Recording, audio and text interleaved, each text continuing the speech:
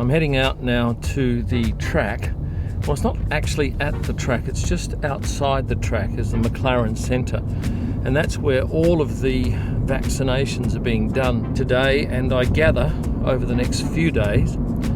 Because I'm here for another 22 days, it means I can get jab 1 today and then jab 2 on the day before I travel. There have been some interesting comments on my last couple of YouTube videos, people saying that yes, friends have had the jab and they've been fine, and others saying they've had side effects. And I guess it will affect everybody differently. The track and the McLaren Centre are about 20 kilometres from town, and the drive on the way out here, there's nothing terribly special to see. Some very same-ish looking houses, all the same colour, that beige, and lots of sand and dirt.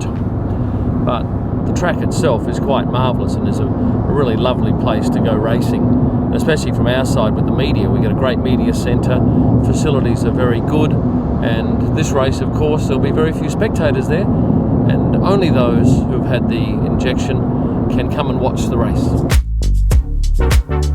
Why am I doing this? It's because every time that bloody computer goes on a go slow, instead of me getting up there and getting shitty with the thing, I have to do 30 sit-ups. That's 30. See if this thing's come good.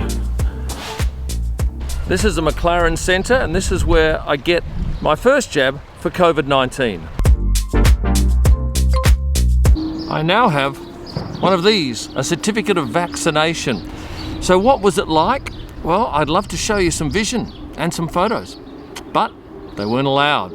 As soon as we walked in there, it was very clear that there were no photos or videos to be had. And how did it work? I hear you cry. You walked into the centre, there are 4 registration desks, and some army guys there in fatigues ask for your passport and your temporary ID card, which you hand over. And then you take a seat. There are 30 seats in there. They are 2 metres apart, there's 5 rows of 6, and you wait your turn. And they called my name out, gave me back my passport and my card, and I went into room number 2, and there was a female doctor, a Bahraini, Philippine nurse, and a Nepalese nurse. They then handed me a waiver. I read it through, signed it, gave it back. Then one of the nurses grabbed a syringe, came over to me and asked me which hand I use. I said right hand, so they went to the top of my left arm and inputted the needle just here, right up high. I didn't even know she'd done it. There was absolutely no sensation whatsoever. I must say, going in, I was a little bit, well, I was 2 things. I was apprehensive and I was excited. Apprehensive because I'm a long way away from Australia, and excited because it's going to make me feel a whole lot safer. I was probably in there for 4 minutes tops, and then I was ushered out to sit in a little waiting area with a handful of other people. The interesting thing was that before you went in, you were 2 metres by 2 metres apart.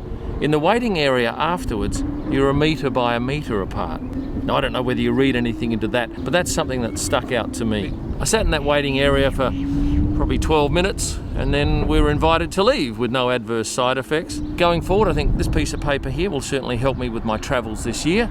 It'll enable me to get into countries perhaps a little easier than it would be had I not have been able to get the vaccine. And who knows, I might have been able to get it in Italy, I might have been able to get it in another country, but to get it within a couple of days of landing here in Bahrain, compliments of the Ministry of Health, is a real weight off my mind, and I take my hat off to the Bahrainis for doing that. It's certainly much appreciated.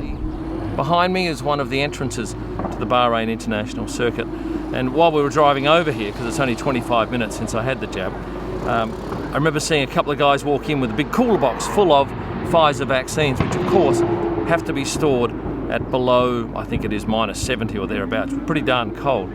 But anyway, that's F2 you can hear out there. F1's back on track Friday with 3 days of testing, and you'll be richly rewarded if you follow me on Instagram, because I'll be posting as many pics as I can on that very first day, knowing that you're super excited to see what's going on here in Bahrain. Come for a walk over to the Four Seasons Hotel, and when you just stop for a milkshake, you've got quite a lengthy form that one has to fill in for the privilege of sitting here, but it is a great view. What I notice is the colour of the water here. It's not blue, it's not green, it's almost a teal. Impressive and calming. Let's go to Bahrain and say g'day, because he's an Aussie. G'day. G'day to you, mate. Where are you, Kim? You're in Bahrain. I'm sitting on the deck here at the Four Seasons Hotel overlooking the water on what is quite a lovely day, not too hot. You have all access, paddock access, do you? Well, not this year, because there's been some changes where pretty much there's only 10 guys allowed in the paddock, and that's one per team, and then everyone else has to stay outside the gates of the paddock and shoot around the track. But look, it's better than nothing, because last year I had nothing. How does Mrs. Illman feel about you not really coming back home this year? My wife was pretty stoic, and she's been pushing me to go, but yeah, there was plenty of tears at the airport. Final question, did you get bumped up to first class? I didn't get bumped up. I used points to go on that flight first class, because I didn't go on one flight last year, so I had all these points accrued, and I thought I'll just do it, go first. Yeah. Take it easy, Kim. What has gone on here? I have animals on the bed and one over here on the coffee table. That's a nice touch. I often talk about this sort of thing in my customer service videos on Canity.com, but I can't think that I've experienced it in the last few years. These are actually little sticky eyes. They're actually too nice to unravel and use, so I'll probably just leave them sitting here on the coffee table.